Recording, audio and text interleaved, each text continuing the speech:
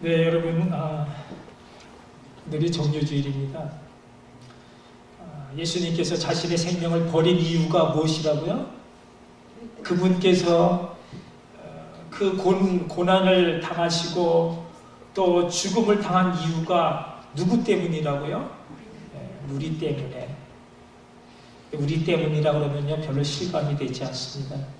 나 때문에 그래야 옳습니다. 나 때문인 줄을 알아야 예수님을 우리 구주로 모셔드릴 수 있습니다.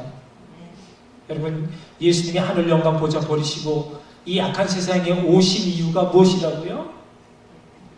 그분께서 오셔서 십자가의 고난을 다 받으시고 살을 찢고 피를 쏟아 죽어주신 이유가 나 때문이다. 나를 위해서 그렇다라는 사실을 여러분 믿으시기 바랍니다. 아멘. 정말 믿으시기를 바랍니다. 여러분, 왜 나 때문입니까? 내가 영주고 마땅한 죄인으로 그 영원한 죄에서 나를 건져 살리시기 위해서 그분이 오신 것입니다.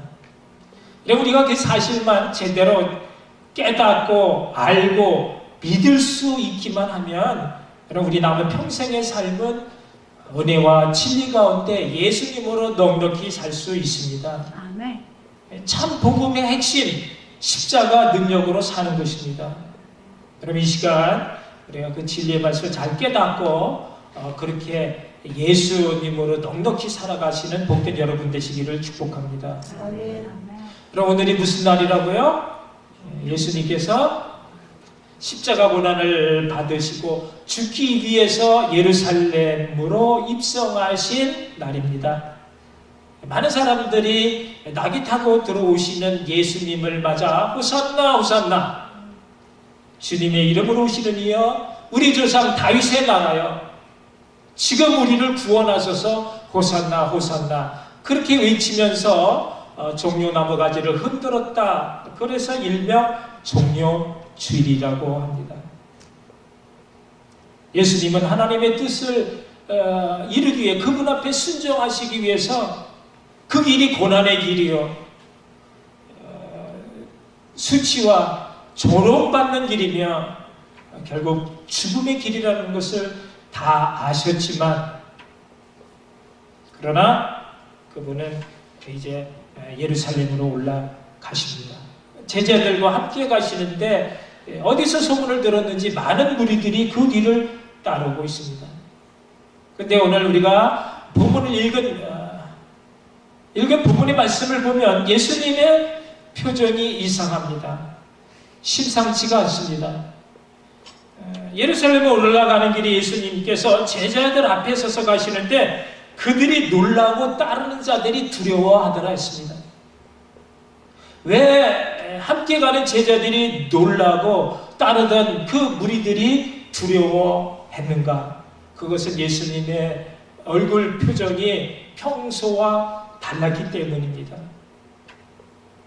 제자들이 놀라고 의아해하면서 두려워하기까지 했지만 예수님이 왜 그러시는지를 차마 감히 묻지 못할 만큼 심각한 상황이었습니다.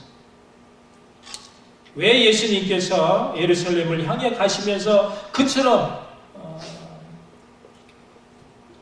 장엄하고 엄숙한 표정을 지으셨을까? 오늘 이 말씀을 가지고 은혜를 나누려고 합니다. 오늘 말씀의 제목이 예루살렘으로 가는 길입니다. 예수님이 제자들과 함께 같은 목적지를 향해 가고 있지만 예수님의 생각과 제자들의 생각이 달랐고 또 목적하는 바도 달랐다 하는 것입니다. 예수님의 얼굴은요, 지금 큰 일을 앞둔, 그래서 비장하고도 결의에 찬 그런 심각한 표정을 하고 있지만 제자들은 이제 곧 원했던 바가 이루어질 거라고 하는 그런 부푼 꿈으로 상기된 얼굴이었습니다. 뭔가 달랐다는 것입니다. 달랐다라는 것이 뭔가 잘못되어 있다라는 것이 아니겠습니까? 잘못된 것입니다.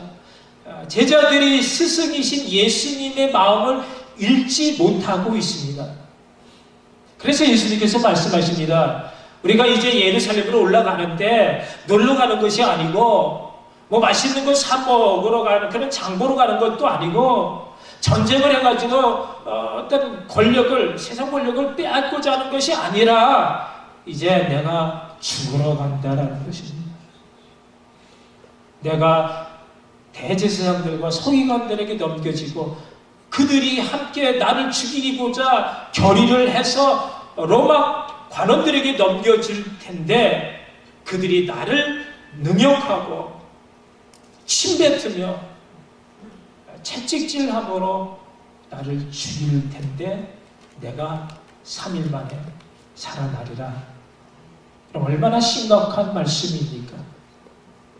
무엇을 빼앗고 정복하고 지배하고 무엇을 차지하자라고 하는 그런 신나는 얘기가 아니라 내가 죽어져야 되는데 그냥 고이 죽어지는 것이 아니라 갖은 모욕을 수치를 당하면서 침뱉음을 받고 그렇게 조롱과 비방 속에 진이 다하기까지 폭행을 당하면서 그렇게 죽어져야 하는데 그래야 내가 다시 살아난다라는 말씀입니다. 주님께서는 이 말이 무슨 말인지 제자들이 알아듣기를 원했지만 제자들은요 이런 주님의 마음과 너무나 멀리 떨어져 있었습니다. 그 다음 이어지는 말씀을 보면 이렇게 심각하게 말씀하시는 주님을 향해서 제자들은 그 제자들이 구한 것이 세상 권력이었습니다. 주님 영광의 그날에 우리가 주님 우편에 또 좌편에 있게 해달라는 것이었습니다. 주님은 지금 고난에 대해서 말씀하셨는데 제자들은 지금 영광에 대해 부푼 꿈으로 가득했습니다. 저들이 예루살렘으로 가는 길을 모르고 있습니다. 무엇이 영광으로 가는 길인지 모르면서 헛된 욕망에 사로잡혀 있습니다. 그렇다면 여러분 우리는 어떻습니까? 우리가 주님과 함께 같은 길을 걷고 있는 성도라고 하면서도 우리는 주님의 생각과 얼마나 같은 생각을 하면서 살아가고 있는지, 아니면 정말 주님과는 상관이 없이 내 소망과 내 욕망과 내 사는 재미에 사로잡혀서 그렇게 주님과 너무나 다른 반대의 길을 가고 있는 것은 아닌지, 내 멋대로 신앙생활 하지는 않습니다. 그렇다면 그 결과가 어떻게 되겠습니까? 떨어져 나가는 것입니다. 주님이 잡히시던 그 밤에 제자들이 마땅히 서 있어야 할 믿음의 자리에서 예수님의 위로자가 되지 못하고 다 겁에 질려 뿔뿔이 다 흩어져 가고 말았습니다. 주님과 같은 생각, 같은 뜻, 같은 성품으로 주님의 일을 아름답게 담아가는 것이 성도의 신앙생활일진데, 여러분 다 우리 그렇게 신앙생활 할 수 있기를 바랍니다. 아멘. 예루살렘으로 가는 길, 첫째, 그 길은 고난의 길이었습니다. 예수님께서 예루살렘을 향해 올라가시는 이유가 온 인류의 죗값을 치름으로, 그래서 죄인들을 그 영원한 죄로부터 건져 구원해 내기 위함이었습니다. 타락한 아담의 그 죄로 인한 부끄러움을 가려주시기 위해서 죄 없는 한 마리의 어린 양이 가죽이 벗겨져야 했듯이 애굽의 노예로 평생을 그렇게 허덕이며 살아야 할 그 이스라엘 백성들을 그 악의 구렁텅이에서 건져 구원하시기 위해 수없이 많은 유월절 어린 양이 피를 흘려 그 좌우 인방과 문설주에 뿌려져야 했듯이 주님은 그렇게 온 인류의 죄를 위해서, 죄인들을 구원하시기 위해 도살장으로 끌려가는 순한 어린 양이 되어 죽음 앞에 자신을 온전히 내어 주셔야만 했습니다. 고통 없이는 저들의 죄를 없게 할 수 없었기에, 피 흘림이 없은즉 죄사함이 없다라는 사실을 누구보다 잘 아셨기에, 그래서 누구도 할 수 없는 오직 자신만이 할 수 있는 그 고난의 핏잔을 우리 위에 마셔주셨다는 것입니다. 노력 없이 거저내는 열매가 없고 희생 없이 바라볼 승리가 없고 고통의 대가 없이 받아 누릴 영광이 없기에, 여러분, 십자가 없는 그런 부활은 가짜인 것입니다. 어떤 교회에 아주 믿음이 좋은 부인이 있었습니다. 아주 믿음 신앙생활을 열심히 했고요. 그런데 그의 남편이 교회를 나오지 않는 것뿐만 아니라 너무 술을 좋아해가지고 술독에 빠져 살면서 평상시에 멀쩡했다가 술만 들어가면 그냥 고주망태, 막 말이 많아지고 욕설을 퍼붓고 행패를 부립니다. 뭐 누가 그러더라고요. 그 남편이 너무 술독에 빠져서 술을 좋아하면서 그렇게 살면서 이제 살림이 거덜이 날 정도로 그렇게 되니까 하루는 남편에게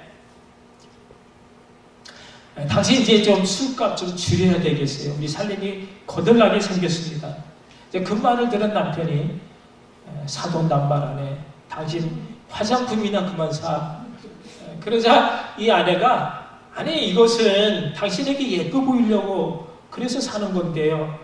그랬더니 그 남편이, 내가 이 말은 안 하려고 했는데 나도 당신을 이쁘게 좀 보려고 술 먹고 취해서 보는 거라. 아무리 화장을 해도 멀쩡한 정신으로 예뻐 보이지 않는다. 우스갯소리입니다만, 이 부인이 그래서 이 남편을 위해서 40일 작전 기도를 하기로, 그래서 어떻게 해서든지 술을 걷고 회개해서 하나님 앞에 돌아오기를 간절히 바라는 마음으로 40일 기도를 합니다. 열심히 기도를 합니다. 그런데 작정된 날이 다가오는데도 남편이 조금도 변할 그런 기미가 보이지 않자 조금은 초조해지고 실망스러운 마음으로 그날도 하나님 왜 그렇습니까? 왜 남편이 변하지 않습니까? 그렇게 한탄하면서 기도하다가 문득 이런 생각이 들었습니다. 내가 남편을 위해서 기도하는 것이 정말 남편의 영혼을 위해서 기도하는 것인지 아니면 나 자신을 위해서 기도하는 것인지. 왜냐하면 자기 마음에 남편이 술 먹고 그렇게 행패 부리는 것이 내가 창피하단 말이에요. 누구 앞에 나가서 저런 사람이 네 남편이라는 것이 너무 수치스럽고, 그래서 남편이 미워집니다. 남 보기에도 신앙생활 잘하고 믿음직스럽고 그런 남편하고 같이 다닐 수 있다면 얼마나 좋을까라고 하는 것이 순전히 자기를 위한 생각이었다라는 것입니다. 이건 뭔가 잘못된 기도였구나. 내가 그 고난 속에서 남편이 어떠한 그런 그 술주정과 행패 속에서도 내가 오직 사랑으로 보듬어 안고 그 영혼을 위해서 정말 최선을 다해서 살아야 되는데, 그래서 마음을 고쳐먹습니다. 남편이 어떻게 하든 내가 그 고난을 내가 달게 받고 내가 감수하면서 남편을 더욱 사랑해야지. 그렇게 기도를 하고 그렇게 살기로 최선을 다했습니다. 이 아내가 달라진 것입니다. 잔소리도 없어지고요. 오히려 자기가 잘못하는데도 오히려 더 사랑의 말을 해주고 칭찬의 말을 해주고 격려의 말을 해주고, 그래서 저 서서히 남편이 그 마음이 녹아집니다. 그리고 머지않아 이 남편이 이제 술도 끊고 회개해서 이제 교회에 잘 다니는 그런 착실한 신앙인이 되어졌다라는 간증을 제가 들었습니다. 여러분, 우리가 신앙생활을 내 중심으로, 우리 다 그렇잖아요. 나 좋자고, 내가 편한 대로 나의 유익을 쫓아가면요, 그거는 십자가를 지지 않는 신앙생활인 거고요. 십자가 없는 신앙생활은요, 백날 첫날 해봐야 달라지는 것이 없는 것입니다. 주님께서 너 가짜야, 너에게 줄 그런 열매도 없고 상급도 없고 영광의 면류관도 없어, 그러시면 여러분 우리 신앙생활 헛한 것이 되고 맙니다. 내가 누구 때문에 교회에 나올 수 없다라고 말하기 전에 정말 내 마음속에 주님의 고통을 함께 나눠줄 그 사랑이 나에게 있는지를 먼저 보시고, 내가 누군가를 위해서 참아내고 견뎌내면서 세워주고 다시 살릴 수 있는 그런 십자가의 그런 고통을 내가 먼저 감수할 그런 마음이 있다면 여러분 반드시 주님의 영광이 함께하게 될 줄로 믿습니다. 아멘. 그런 능력으로 사시는 복된 여러분 되시기를 바랍니다.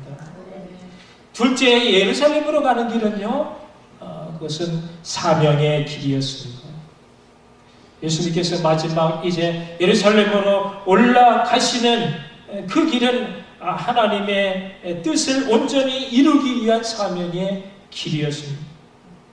그것은요, 이사야 53장 뿐만 아니라 그보다 훨씬 더 많은 구약 성경의 기록을 통해서 하나님 그 구속사의 정정이 바로 메시아 아들 예수 그리스도이신 것을 말씀해주고 계시고, 그 언약의 성취를 위해서 마침내 하나님이신 그분이 이 땅에 내려오신 것입니다. 그래서 예수님은 이 땅에 사시면서 한순간도 자기를 위해 산 적이 없으시고, 한 말씀이라도 자신의 그런 말씀이 아니라 자기 자신의 마음이 담긴 그 마음이 아니라 아버지 하나님의 뜻과 그 마음을 전하셨던 것입니다. 여러분, 자기 희생 없이는 사명자의 길을 갈 수 없고요.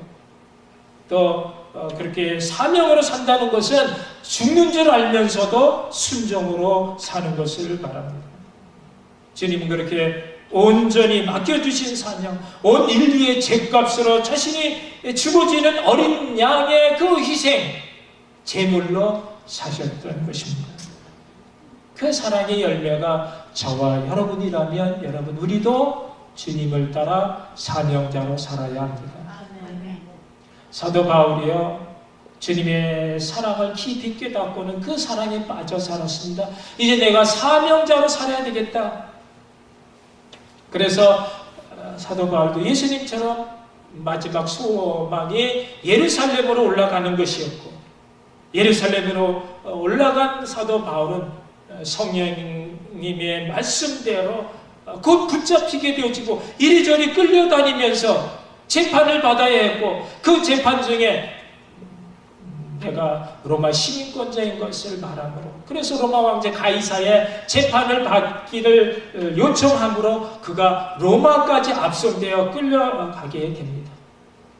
그가 로마로 가기를 소망했던 것은 관광을 하기 위해서인 것도 아니고 누구를 만나기 위해서도 아니고 땅끝까지 복음을 전하고자 하는 그의 간절한 소망을 이루기 위해서 그 교두보가 되었던 로마에 복음을 어떻게 하든지 전하고 싶은 그 간절함 때문이었습니다. 로마의 감옥에 2년 있으면서 많은 사람들을 만날 수 있었고요. 잠시 풀려났지만 그가 다시 붙잡히게 되면서 결국은 순교의 자리에 이르기까지 됩니다. 사도 바울이요, 몰랐던 것이 아닙니다.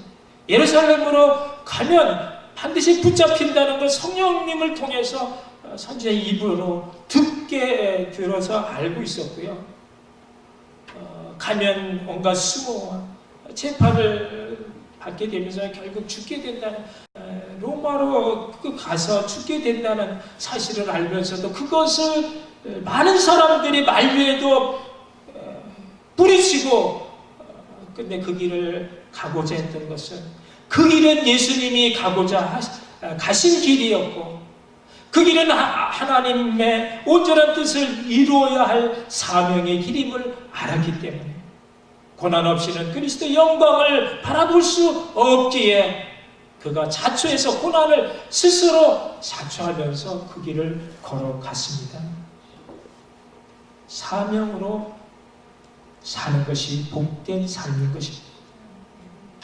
여러분, 지금도 캐톨릭 성당에 가면 사제들이 성찬 예식을 할 때 거기 어린 아이들이 이렇게 둘이 보조로 돕는 것을 보게 됩니다. 근데 그 보조 아이들이 나중에 커서 큰 인물이 된 것을 우리가 볼 수 있는데요. 그 중에서 이제 유고슬라비아의 그 유명한 독재자 티토가 있었고요. 또 뉴욕의 대주교로 명성이 자자했던 훌륭한 훌런 신이라고 하는 그런 존경받는 그런 사람도 있었습니다. 둘 다 어린 아이 때 성당에서 보조로 그렇게 사명을 감당을 했습니다. 그런데 한 사람은 유명한 독재자가 되어졌고 한 사람은 훌륭한 대주교가 되어졌습니다. 차이가 뭐냐 하면 한 사람은 끝까지 성당의 사명을 감당했고요. 한 아이는 중간에 교회 뛰쳐나가 교회 밖에서 살았다라는 것입니다.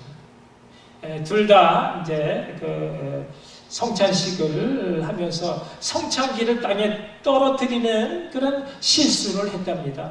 그래서 둘 다 사제에게 호되게 야단을 맞았습니다.